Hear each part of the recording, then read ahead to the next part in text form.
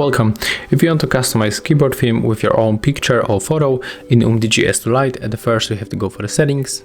Next you have to scroll down until you find system. Then go for the languages and input, select the virtual keyboard, tap on the keyboard and go for the theme. Right now we have to click on this marker and we are moved to the gallery when we can pick our photo. I will take this one. Right now we can scale picture, click next. We can set the transparency. Then you have to click done, and also we can activate keyboarders. Click apply. And right now you are able to enjoy your new keyboard theme. Thank you guys for watching. Leave thumbs ups, comments and subscribe to our channel.